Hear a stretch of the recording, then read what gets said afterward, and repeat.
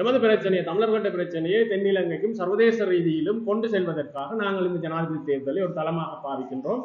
அப்ப இப்ப நாங்க இந்த இதுல ஒரு முக்கியமான விஷயம் என்னன்னா, தமிழர்கள பொது வேட்பாளராக அறிவிக்கப்பட்டிருக்கின்ற நபர் ஏன் அவருக்கு வாக்கு போட வேண்டும் என இரண்டு காரணங்களை தமிழரசு கட்சியில் சிலர் முன்வைக்கின்றார். இந்த ரெண்டு காரணங்களை ஏன் தமிழ் மக்கள் இந்த பொது வேட்பாளருக்கு வாக்களிக்க வேண்டும் என்பதற்கு இரண்டு காரணங்களை முன்வைக்கின்றார்கள். ஒன்று எமது தமிழினத்தின் ஒற்றுமையை வெளிக்காட்டுவதற்காக நாம் அவருக்கு வாக்களிக்க வேண்டும் என கூறப்படுகின்றது. இரண்டாவதாக எமது பிரச்சனையை தமிழர்களின் பிரச்சனையை தென்னிலங்கைக்கும் சர்வதேச ரீதியிலும் கொண்டு செல்வதற்காக நாங்கள் இந்த ஜனாதிபதி தேர்தலை ஒரு தளமாக பாவிக்கின்றோம்.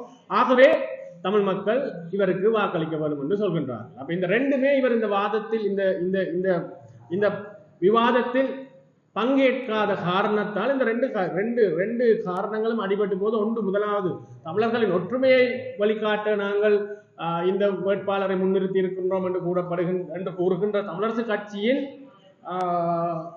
தலைவர் ஒருவரை ஆதரிக்கின்றார். மாவைசேனாதிராஜா ஒரு தரப்பை ஆதரிக்கின்றார், ஸ்ரீதரன் ஒரு தரப்பை ஆதரிக்கின்றார், சுமந்திரன் ஒரு தரப்பை ஆதரிக்கின்றார். இவர்களுக்கு இடையில முதல் பிளவு இருக்கின்றது.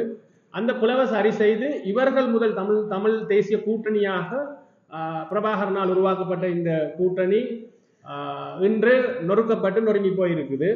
இந்த கூட்டணி முதல் தங்களுக்குள்ள ஒற்றுமையாக இருக்கட்டும், தாங்கள் ஒற்றுமையாக தமிழ் மக்களின் ஒற்றுமைக்காகத்தான் இவர்கள் உண்மையிலே இந்த வேட்பாளரை நிறுத்தி இருந்தால் முதல்ல தாங்கள் கொஞ்சம் பேர் அதுக்குள்ள இருக்கிற தங்களுடைய கட்சிகளை ஒன்றாக்கி தாங்களுடைய ஒற்றுமை என்பதில் வெளிப்படுத்தட்டும். ஆகவே நாங்கள் தமிழ் மக்களுக்கு கூறுறது என்னன்னா, இது வேற ஒரு நிகழ்ச்சி நிரல், இது உண்மையிலே தமிழ் மக்களுக்கான வேட்பாளர் அல்ல. ஆகவே இதை நிராகரிக்கிறதுக்கான மிகச்சிறந்த காரணம் இவர்களுக்குள்ள ஒற்றுமை இல்லாதவர்கள் எங்களுக்கு ஒற்றுமையை பற்றி வகுப்படுப்பது கேலிக்குரியது. இரண்டாவது, தமிழ் மக்களின் பிரச்சனையை தென்னிலங்கைக்கும் சர்வதேச ரீதியிலும் சொல்வதற்காக நாங்கள் இந்த தளத்தை பயன்படுத்துகிறோம் என அவர்கள் தெரிவித்தார்கள். அது உண்மையாக இருந்தால் அவர்கள் இந்த பகிரங்க விவாதத்துக்கு சென்றிருக்க வேண்டும்.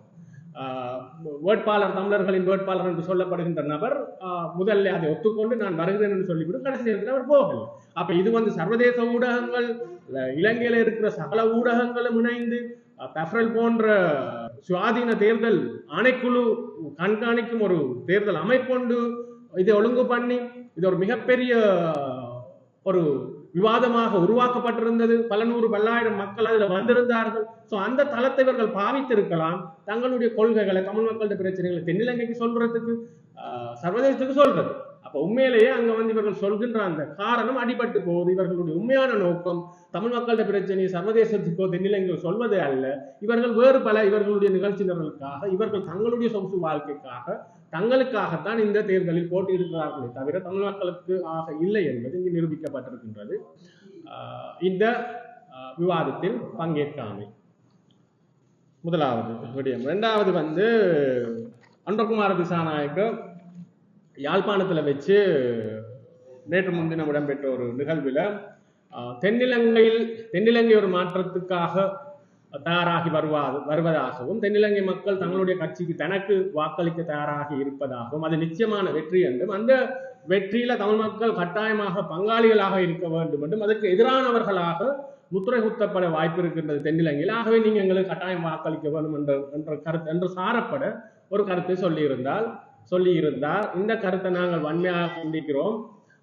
காரணம் ஒரு வேட்பாளர் அவருடைய தொனியும் அவர் கூறிய விடயமும் உட்கருத்து என்னன்னா, நீங்க கட்டாயம் எங்களுக்கு தான் எல்லாரும் போட போறாங்க தென்னிலங்கையில, நாங்க தான் வெளில போறோம், நீங்களும் கட்டாயம் எங்களுக்கு போடுங்க, போடாட்டி நீங்க எதிரிகளாக பார்க்கப்படுவீங்க என்றதான் அந்த கருத்து. ஒரு அரசியல் முதிர்ச்சி அடைந்த ஜனாதிபதி வேட்பாளர் ஏனைய சக மக்களையும் அரவணைக்கின்ற தொனியில மெற்றிடங்கள்ல பேசக்கூடியவர் இவ்வாறான ஒரு கருத்து, இதுதான் அவருடைய உண்மையான கருத்து. அவருடைய மனசுக்குள்ள இருக்கிற அந்த அந்த ஹேட்டட் என்று சொல்ற வெறுப்பு வெளியில வந்த தருணமாக நாங்கள் அதை பார்க்கிறோம். உண்மையிலேயே ஒரு ஜனாதிபதி வேட்பாளர் என்ன சொல்ல வேண்டும் என்றால், இப்ப நாங்கள் எங்களுடைய வேட்பாளர் நாங்கள் என்ன சொல்கின்றோம் என்றால், எங்களுடைய கொள்கைகள், எங்களுடைய நடவடிக்கைகள், எங்களுடைய செயல்கள் சரியாக இருக்கும் பட்சத்தில் உங்களுக்கு அது ஏற்றுக்கொள்வீர்களாக இருந்தால் நீங்கள் எங்களை ஆதரியுங்கள் என்றுதான் நாங்கள் மக்கள்கிட்ட கேட்கிறோம்.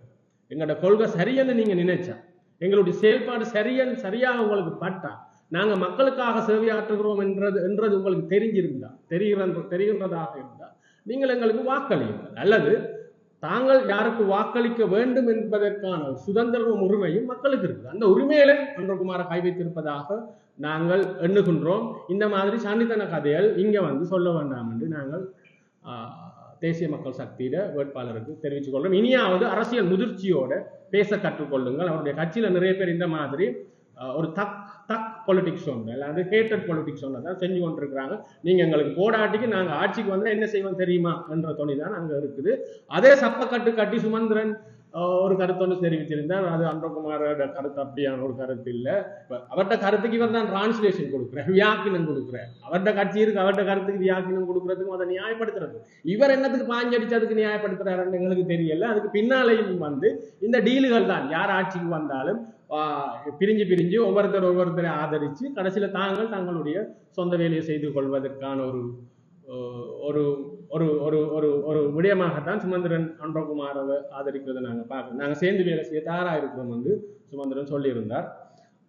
இது 2வது விடயம். இவ்வாறான சண்டித்தன அரசியலை தேசிய மக்கள் சக்தி யாழ்ப்பாணத்தில் வந்து அரங்கேற்ற வேண்டாம். அதை நீங்கள் உங்களோட பிரதேசங்களில் வச்சுக்கொள்ளுங்க. இங்கே நாங்கள் அப்படி பயந்த அரசியல் செய்கிறதுக்கு இல்லாத அந்த காலமெல்லாம் முடிஞ்சுது.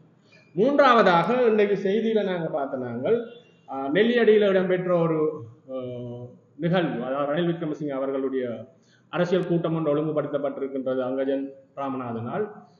அந்த மைதானத்தில் இன்று ஒரு 9ஆம் தேதி, அவர்களுடையது 6ஆம் தேதியோ 7ஆம் தேதி நடந்திருக்குது.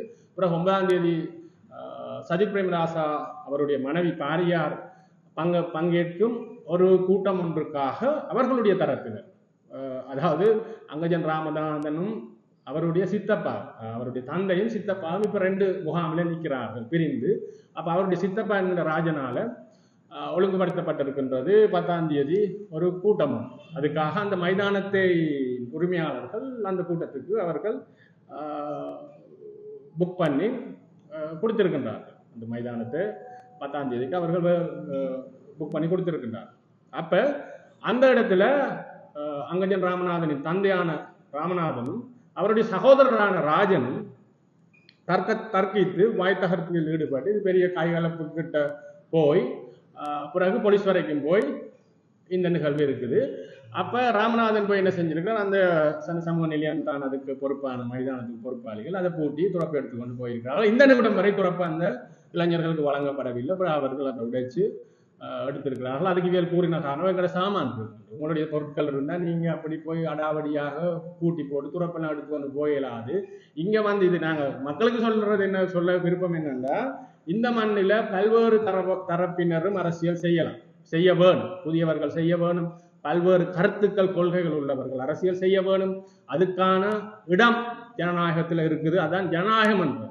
இது எனக்கு தான் கிரவுண்ட் தரணும், நான் தான் செய்வேன், மெட்டாலுக்கு இங்க கூட்டம் நடத்த இயலாது, நடத்தினா நாங்க நடத்த விட மாட்டோம் என்ற இந்த சண்டித்தன அரசியல் எல்லாம் நீங்க எங்கேயாவது முந்தி வச்சுக்கொள்ளுங்க. இனிமேல் இந்த மாதிரி சண்டித்தன அரசியல் நாங்க ராஜனுக்கும் சொல்லிக் கொள்றோம், ராமநாதனுக்கும் சொல்லிக் கொள்றோம். இந்த சண்டித்தனம் வந்து நீங்க செய்யாதீங்க. இளைஞர்கள் புதியவர்கள் அரசியல் செய்யறதுக்கு பல கருத்தாவில் பல அரசியல் கட்சிகள் இருக்கட்டும், ஆனால் இந்த அராஜக அரசியல் நிறுத்தப்பட வேண்டும். இங்கு தேசியத்தின் பேரால் ஒரு அராஜக அரசியல் ஒன்று நடந்து கொண்டிருந்தது. அதுக்கு மாற்றாக நாங்க தான் மாற்று என்று சொல்லி அரசோட ஒத்தோடிகளாக வேலை செய்தவர்களும் ஒரு அராஜக அரசியல் தான் செய்து கொண்டிருந்தார்கள். அதனுடைய வெளிப்பாடாகத்தான் இதை பார்க்கின்றோம்.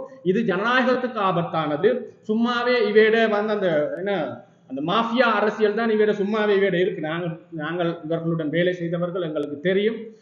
மக்களை பயங்காட்டி பேய்காட்டி சண்டித்தனம் வச்சு சூடுபட்டு பிஸ்டோல்களை எடுத்து இந்த மாதிரி சண்டித்தனம் எல்லாம் பழைய காலத்தோட முடிஞ்சது. இனிமே இந்த சேட்டியல் இந்த மண்ணில நிகழ்த்துறதுக்கு தயாராகாதீங்க. நீங்கள் எல்லாம் புறக்கணிக்கப்படுவீர்கள். உங்களுடைய இன்னன் அவுட் எங்களுக்கு தெரியும்.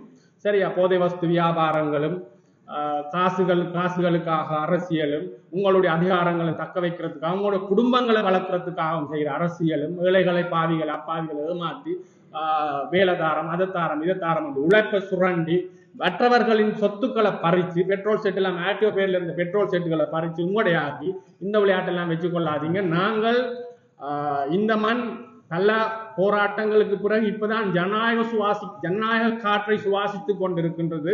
மக்கள் இளைஞர்கள் தாங்கள் விரும்பி அரசியலை செய்வதற்கான சூழல் ஒன்று இங்க நிச்சயமாக உருவாகி கொண்டிருக்குது. அந்த சூழலுக்கு இடைஞ்சலான இந்த மாதிரி அக்கிரம அதிரடி அடாவடி அரசியல்வாதிகள் தோற்கடிக்கப்பட வேண்டும் என்று மக்களுக்கு சொல்லிக் கொள்கின்றோம். இவர்களுக்கும் சொல்றோம், இதெல்லாம் பார்த்து கொண்டு இதெல்லாம் அனுமதிக்கிறதுக்கு இன்றைய சமூகம், இளைஞர் சமூகம் தயாராக இல்லை. ஆகவே இந்த அரசியலை நிறுத்திக் கொள்ளுங்கள், தயவு செய்து.